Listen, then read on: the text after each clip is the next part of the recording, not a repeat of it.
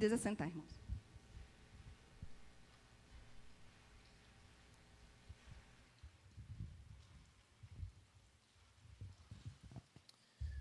Boa noite, amada igreja, a graça e a paz do nosso Senhor e Salvador Jesus Cristo.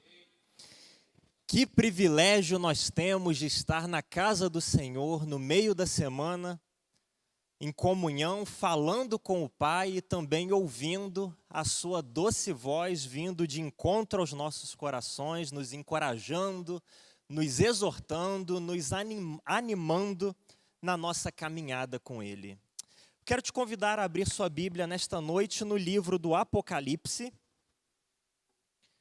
Livro do Apocalipse, o capítulo 3.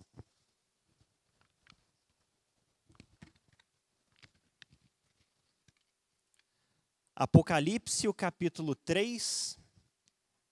Nós vamos ler dos versículos 7 a 13. Nós temos tido a oportunidade, há algumas semanas, de domingo pela manhã nos reunirmos para estudar o livro do Apocalipse, justamente os capítulos 2 e 3, que são uma série de cartas enviadas da parte do Senhor Jesus a algumas igrejas específicas da Ásia Menor, antiga Ásia Menor, atual Turquia. E eu gostaria de compartilhar nessa noite com a igreja a respeito da carta enviada pelo Senhor Jesus à igreja de Filadélfia. Os irmãos que estiveram aqui no último domingo pela manhã tiveram já a oportunidade de olhar para esse texto com alguma atenção e meditar nele. Sem dúvida alguma, o Senhor nos falou ao coração. Eu gostaria de compartilhar com toda a igreja, com você também que está de casa nos acompanhando, a carta enviada pelo Senhor Jesus à igreja em Filadélfia. E o texto diz o seguinte, Apocalipse, o capítulo 3, versículos 7 a 13. Escreve ao anjo da igreja em Filadélfia: assim diz aquele que é santo e verdadeiro, o que tem a chave de Davi, o que abre e ninguém pode fechar, e o que fecha e ninguém pode abrir. Conheço as tuas obras, tenho posto diante de ti uma porta aberta que ninguém pode fechar. Tens pouca força, mas guardaste a minha palavra e não negaste o meu nome. Farei aos da sinagoga de Satanás, aos que se dizem judeus e não são, mas mentem, sim, farei que venham adorar prostrados aos teus pés e saibam que eu te amo. Porque deste atenção à minha exortação à perseverança, eu também te guardarei da hora da provação que virá sobre o mundo inteiro para pôr à prova os que habitam sobre a terra. Venho sem demora. Conserva o que tens para que ninguém tome a tua coroa. Farei do vencedor uma coluna no templo do meu Deus, de onde jamais sairá. Escreverei nele o nome do meu Deus, o nome da cidade do meu Deus, a Nova Jerusalém, que desce do céu da parte do meu Deus, e também o meu novo nome. Quem tem ouvidos, ouça o que o Espírito diz às igrejas.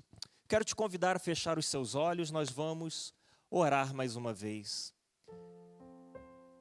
Deus amado, muito obrigado porque nós temos acesso à Tua palavra inspirada, porque ela foi lida para nós nesse momento, Pai. A Tua palavra nos garante que jamais voltará vazia, mas cumprirá e alcançará tudo aquilo que Te agrada. E por isso nós te pedimos que a Tua palavra venha de encontro aos nossos corações nesta noite, nos falando pessoalmente, nos encorajando, nos ajudando a caminhar com mais ânimo e disposição na Tua direção, Pai. Que somente o Senhor tenha espaço e voz neste momento, neste local, que o Senhor abra os nossos ouvidos, o nosso entendimento e o nosso coração para compreendermos as insondáveis maravilhas da Tua lei, Pai. É isso que nós te pedimos em nome de Jesus. Amém. O livro do Apocalipse não foi escrito para que nós descobríssemos elementos do fim dos tempos. Quando o apóstolo João, ou melhor, quando o Senhor Jesus inspirou o apóstolo João a que escrevesse o livro de Apocalipse, que começou com essas cartas, o objetivo principal nunca foi que eu e você, 21 séculos depois da composição deste livro, lêssemos o livro e nos perguntássemos: será que o anticristo já nasceu? Será que Jesus já vai voltar? Quem será o anticristo? O objetivo principal nunca foi nos revelar a respeito de elementos do fim dos tempos. O objetivo do livro de Apocalipse, todo ele, incluindo esta carta que nós lemos, é trazer esperança. E se tem uma coisa que o cristão precisa, é de esperança para viver num mundo que se opõe a Deus, para viver num mundo que apresenta valores contrários àquilo apresentado pelo Senhor Jesus. Se tem uma coisa que o cristão precisa, é de esperança e encorajamento.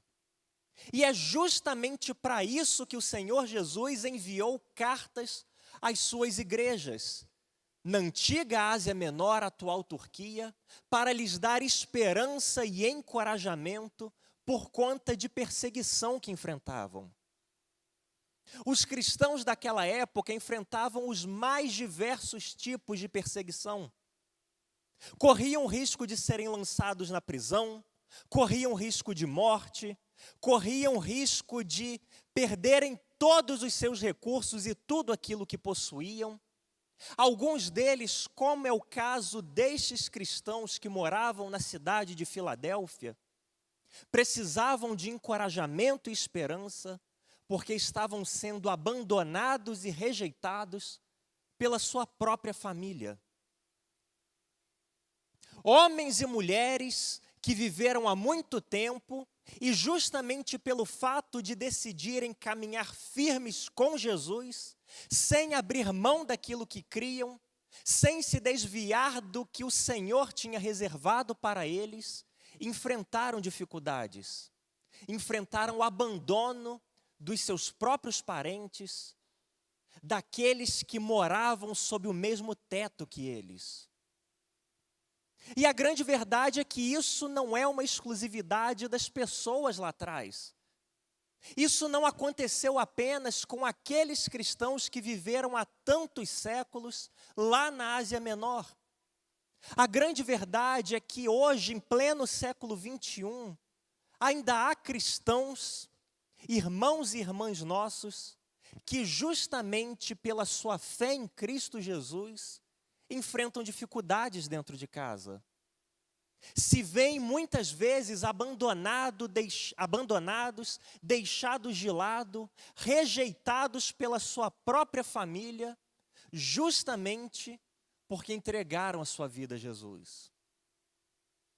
Mas Deus é tão maravilhoso que nos envia uma carta de esperança, uma carta de encorajamento, uma carta que aquece o nosso coração, ainda que enfrentemos perseguições muitas vezes dentro de casa. Ele nos envia uma carta nos dizendo: permaneça firme, porque eu vou voltar para te buscar. Na verdade, a grande mensagem de esperança do livro de Apocalipse é justamente essa. Ainda que as coisas estejam difíceis neste mundo, o Senhor Jesus vai voltar para buscar a sua igreja. Ainda que as lutas sejam grandes, sejam intensas neste mundo, o Senhor Jesus vai voltar para buscar a sua igreja. E isso nos dá toda a esperança de que precisamos para viver nesse mundo. Carta à igreja em Filadélfia.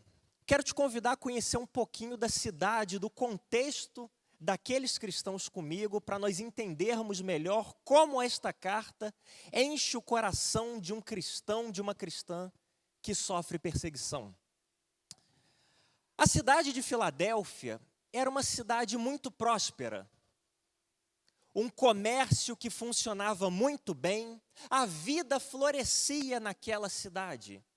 As pessoas eram felizes, as pessoas compravam e vendiam, moravam bem, se alimentavam bem. Para resumir a história, tudo corria muito bem na cidade de Filadélfia até o ano 17 da era cristã. Porque no ano 17, a cidade de Filadélfia foi atingida por um terrível terremoto. Um terremoto sem precedentes que destruiu tudo o que existia lá.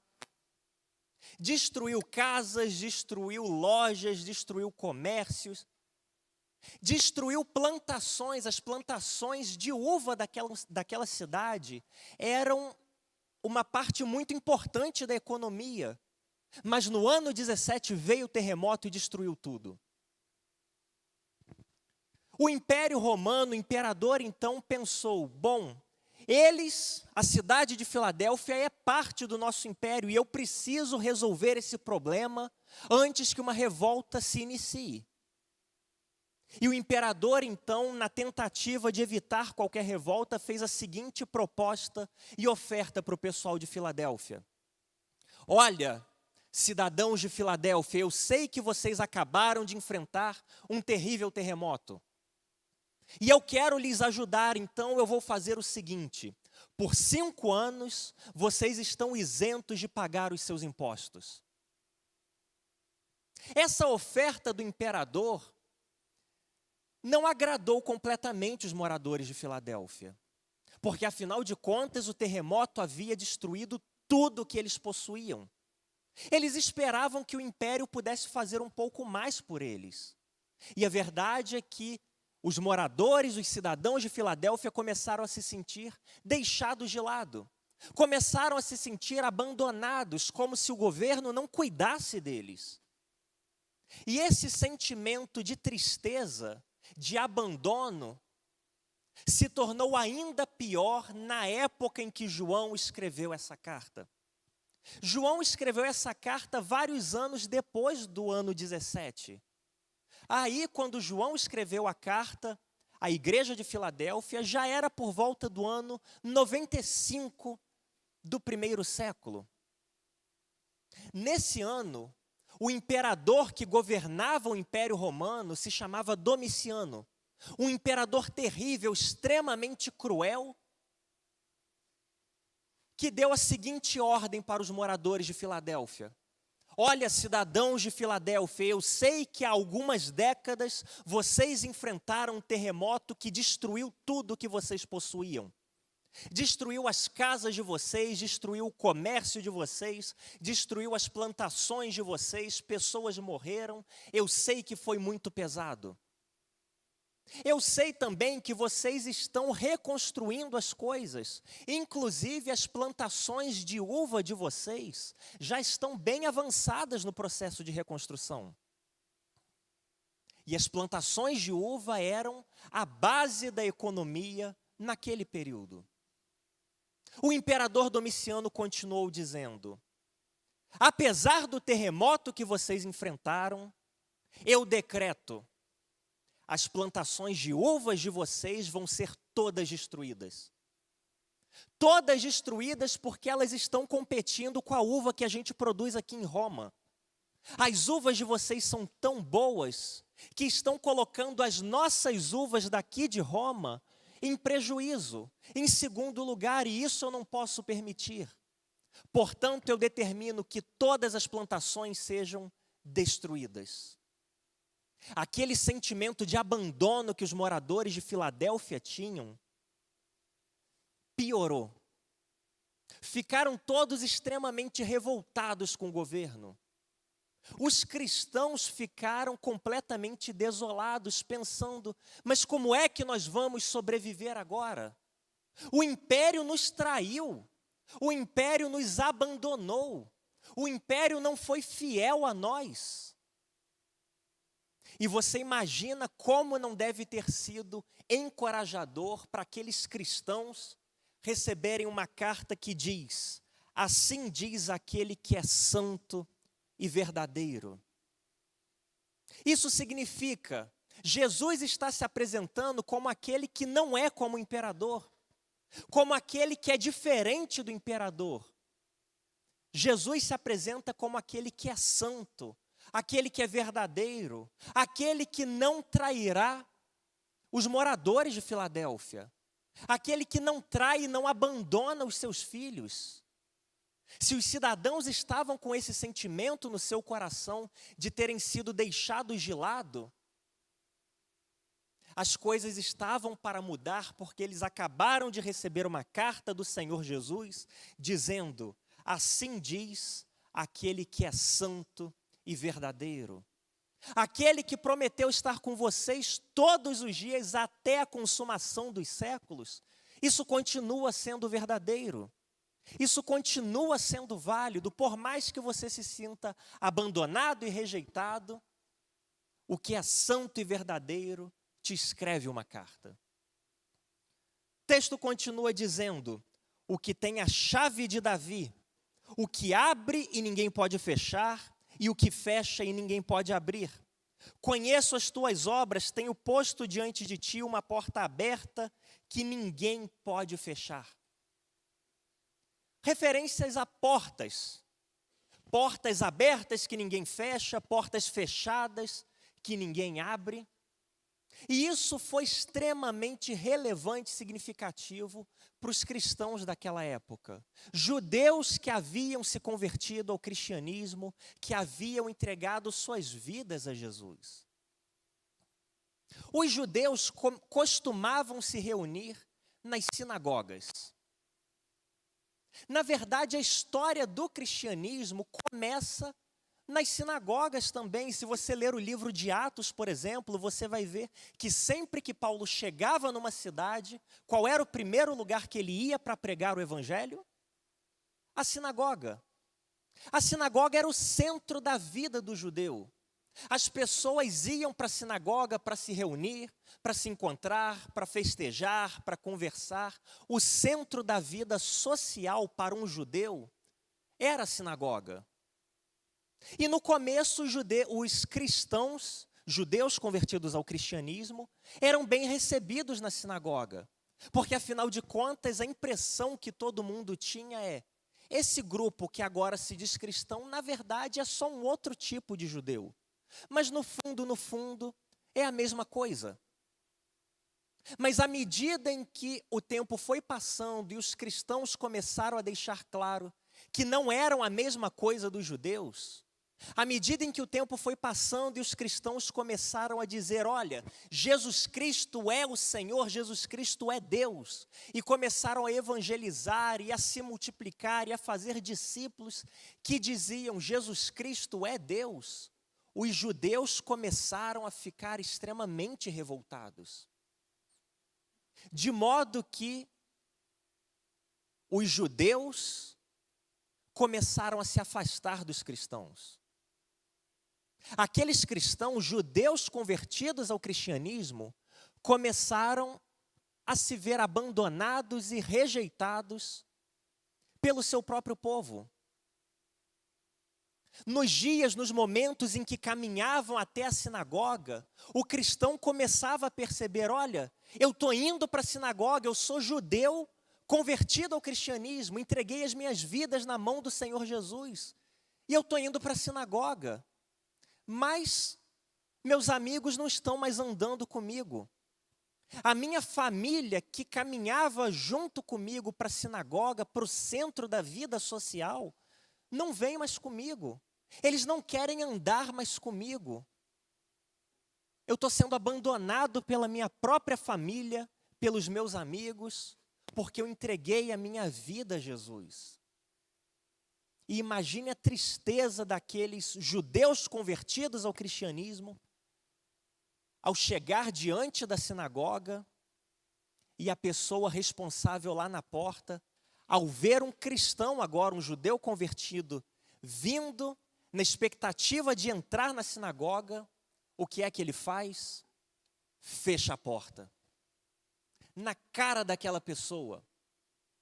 Você não é mais bem-vindo aqui. Você não é mais um de nós. Você agora crê em outra coisa, você não é mais bem-vindo aqui. Para você, a porta está fechada. E aquele judeu, então, convertido ao cristianismo, aquele cristão, de repente se via completamente sozinho. Abandonado pela sua família, rejeitado pelos seus amigos, todos eles dentro da sinagoga. Mas o cristão, sozinho do lado de fora, com a porta fechada. Que tristeza!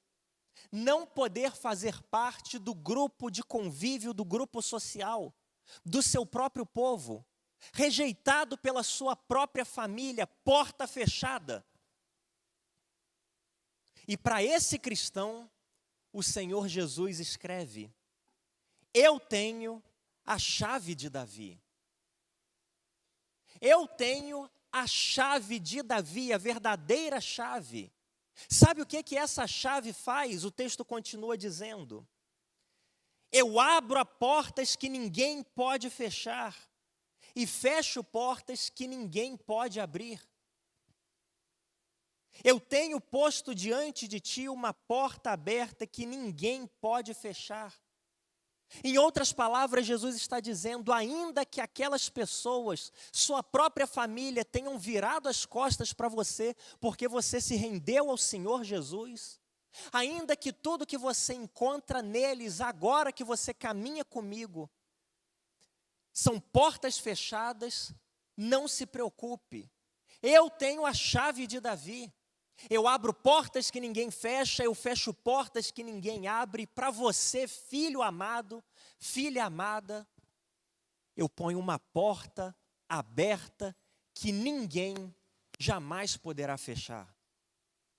Ninguém jamais poderá fechar a porta aberta que eu ponho diante de você. Parece que você não vai aguentar esse abandono da tua família e dos teus amigos, das pessoas que você mais ama. Parece que é demais para você. Nas palavras de Jesus, o versículo 8 diz: tens pouca força.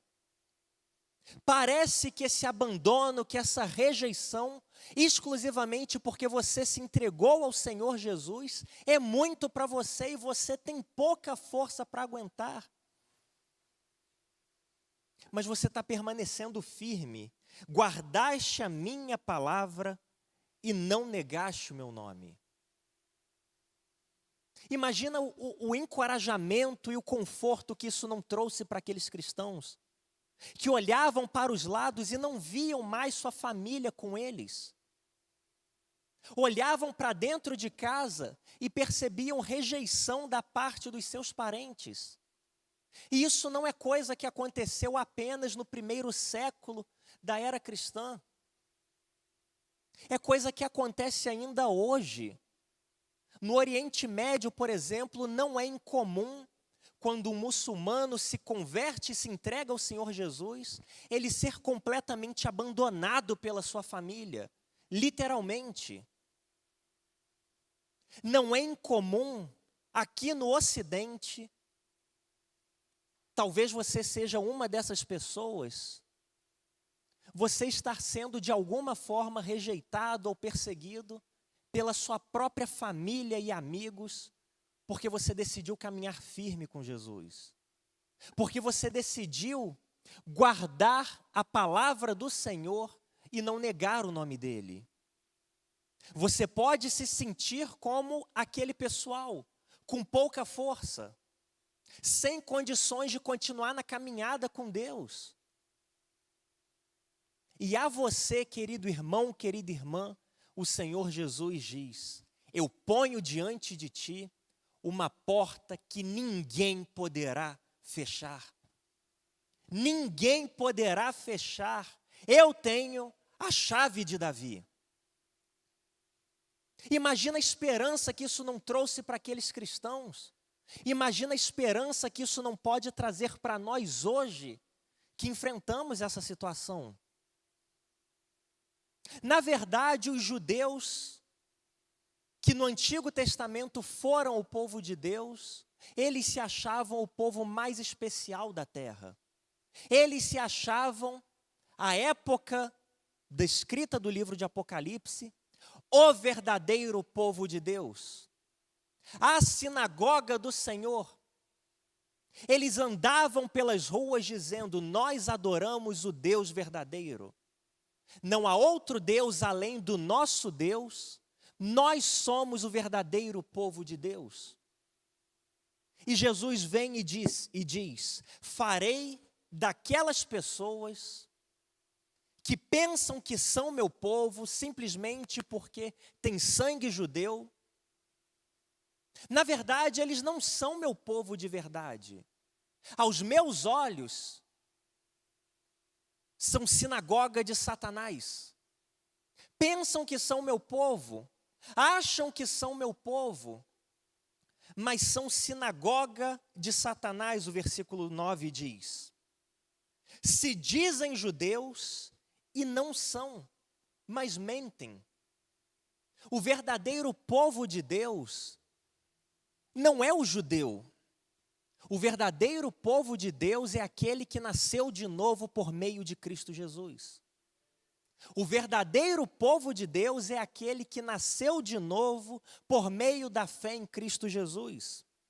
Farei aos da sinagoga de Satanás, aos que se dizem judeus e não são, mas mentem. Sim, farei que venham adorar prostrados aos teus pés e saibam que eu te amo. Olha que mensagem poderosa o Senhor Jesus envia por meio de uma carta àqueles cristãos que se viam sozinhos no mundo, abandonados e largados pela própria família e amigos. Jesus diz: eles não são meu povo.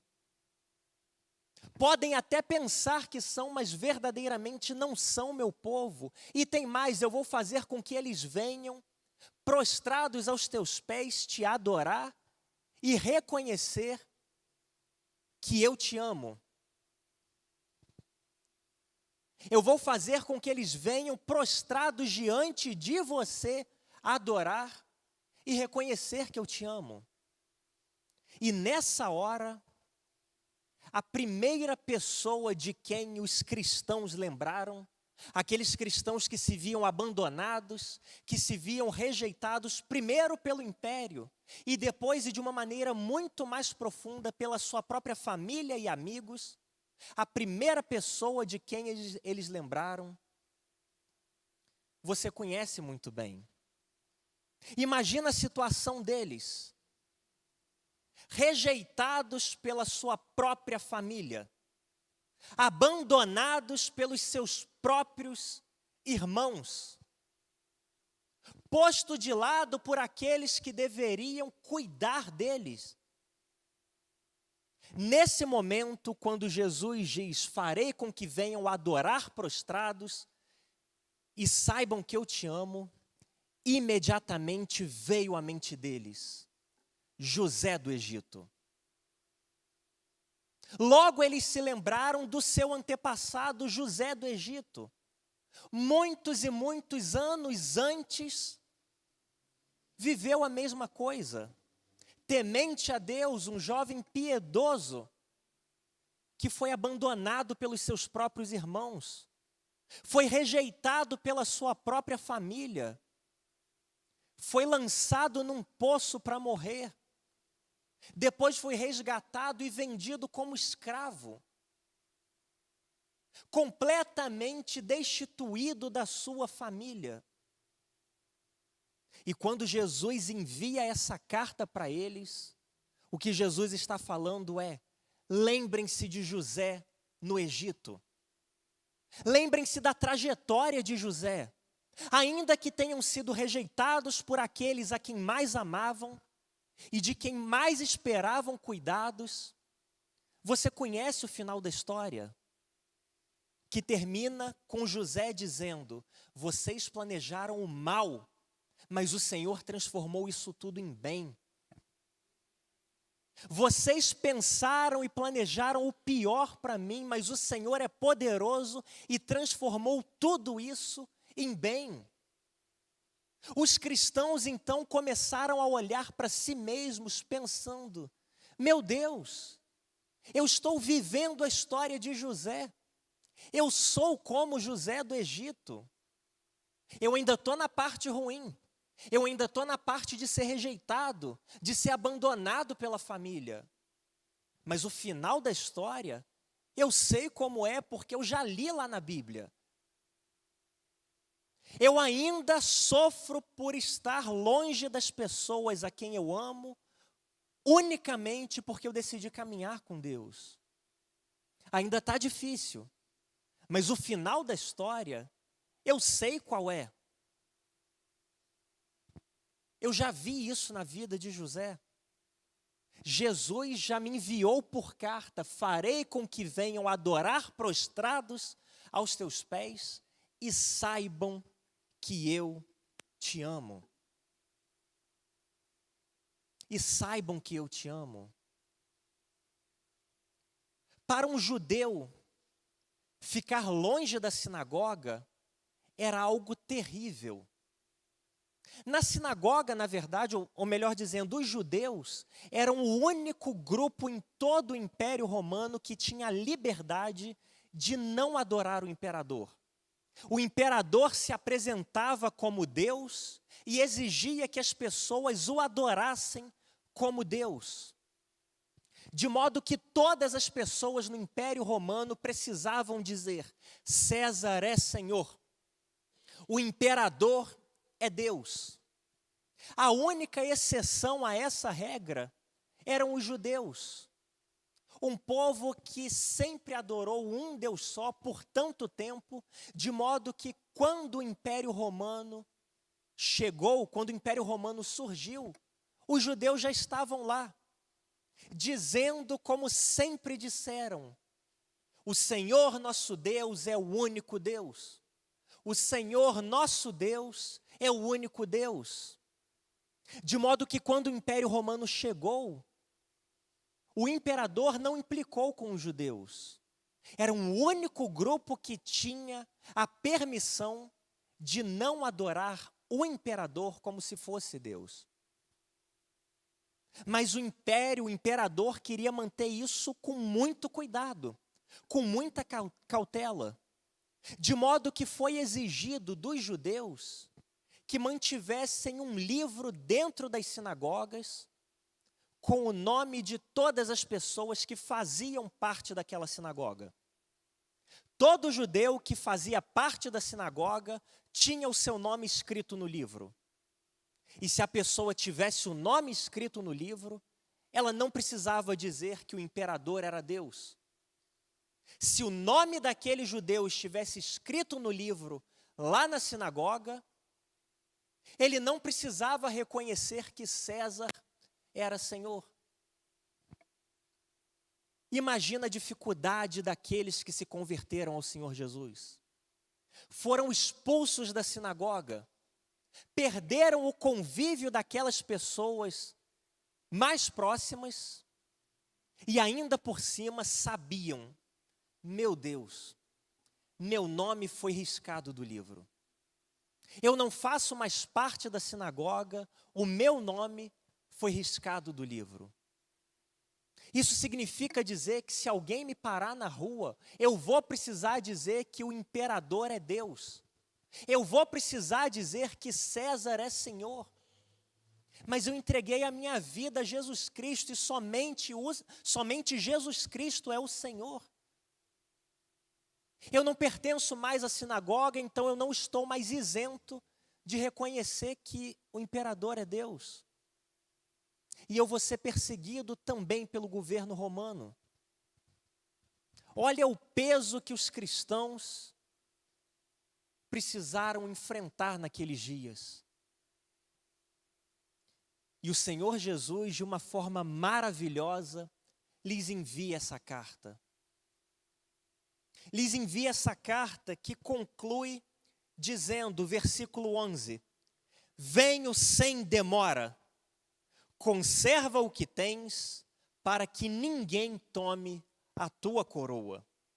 Farei do vencedor uma coluna no templo do meu Deus, de onde jamais sairá. Escreverei nele o nome do meu Deus, o nome da cidade do meu Deus, a Nova Jerusalém, que desce do céu da parte do meu Deus, e também o meu novo nome. O grande desejo do judeu era adorar a Deus no templo. E templo só existia um, que ficava em Jerusalém. Quando os judeus foram dispersos pela terra e o templo foi destruído, eles ficaram desesperados pensando: e agora? O nosso templo, o verdadeiro local de adoração a Deus, foi destruído. Onde é que a gente vai adorar? Não tem mais templo e nós não estamos mais em Jerusalém. Onde é que a gente vai adorar a Deus? E então eles começaram a criar pequenos centros de adoração, que eram as sinagogas. Foi nesse momento que as sinagogas surgiram. Mas a sinagoga não era o sonho de consumo do judeu. Porque, na verdade, a grande expectativa e o grande desejo era adorar no templo. Sinagoga é paliativo. Sinagoga é segunda opção. Sinagoga é o que existe nesse momento. E Jesus vem e diz então para aqueles cristãos: olha, vocês se entristecem porque agora vocês foram colocados para fora de uma sinagoga? Vocês se entristecem porque agora o nome de vocês não está mais no livro, lá na sinagoga? Não se preocupem, eu venho sem demora resolver isso. Eu farei do vencedor uma coluna, não na sinagoga do meu Deus. Eu farei do vencedor uma coluna no templo do meu Deus. Vocês se entristecem por causa de uma sinagoga? Tem um templo reservado para você. Você se entristece por causa do pequeno? Tem o grande e definitivo reservado para você. Você se entristece porque o seu nome não está num livro? Eu vou escrever o seu nome numa coluna. Escreverei nele o nome do meu Deus, o nome da cidade do meu Deus, a Nova Jerusalém que desce do céu da parte do meu Deus, e também o meu novo nome. João aqui compara dois elementos. Ele compara o templo com a sinagoga e compara também a coluna com o livro. O livro era algo extremamente frágil. Os arqueólogos hoje vibram quando acham fragmentos de algum livro, de algum papiro que existiu e resistiu ao tempo. O livro era algo que logo se desfaria. Mas a coluna não é assim.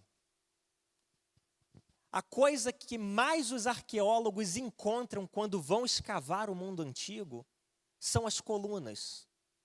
O livro se desfaz e some.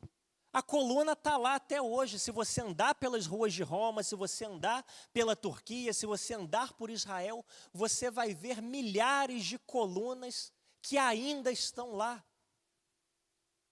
O que Jesus está dizendo é: não se preocupe se a sua família te rejeita, se os seus amigos te rejeitam, se você foi abandonado por aqueles que te eram mais próximos, porque isso é como esperar que o seu nome esteja num livro frágil dentro de uma sinagoga que está em segundo plano.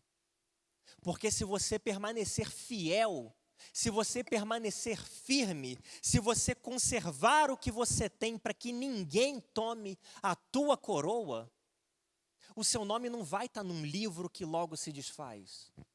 O seu nome vai ser gravado numa coluna. Você não vai ter que se preocupar com uma sinagoga secundária, porque o seu nome vai estar gravado no templo de Deus. no templo de Deus. Que mensagem profunda de encorajamento o Senhor Jesus enviou àqueles cristãos, que se viam sozinhos no mundo, que se viam completamente abandonados e precisando de esperança.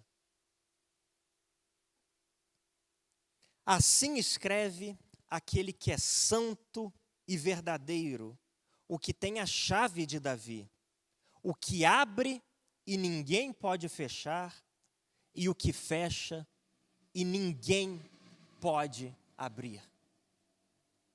Esse mesmo Senhor Jesus te envia essa carta nessa noite. Esse mesmo Senhor Jesus te transmite essa mensagem de encorajamento. Especialmente a você, querido irmão, querida irmã, que se identifica com esses cristãos lá de Filadélfia. Talvez no momento que você se converteu, que você deixou claro dentro da sua casa, deixou claro para os seus amigos, olha, agora minha vida é diferente porque eu quero caminhar com Cristo. Talvez você tenha percebido e recebido abandono. Talvez você tenha percebido e recebido hostilidade. Talvez piadinhas que você sabe e percebe que não são apenas brincadeira, mas que tem um peso a mais, que vem para ofender, que vem para te desanimar. Talvez você esteja enfrentando essas perseguições dentro da sua própria casa e dos círculos mais íntimos seus, e começa a se identificar com esses cristãos de Filadélfia. Acha que é fraco demais. E talvez tenha pensado já, meu Deus, eu não vou aguentar isso. Se nem os meus pais me apoiam, eu não vou conseguir. Se a minha esposa não está comigo nessa, como é que eu vou levar adiante?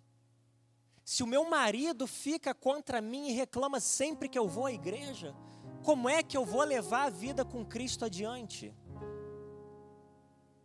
A você, especialmente a você, o Senhor Jesus diz: ponho diante de ti uma porta aberta que ninguém poderá fechar. Quero te convidar a fechar os seus olhos, nós vamos orar mais uma vez. Eu gostaria de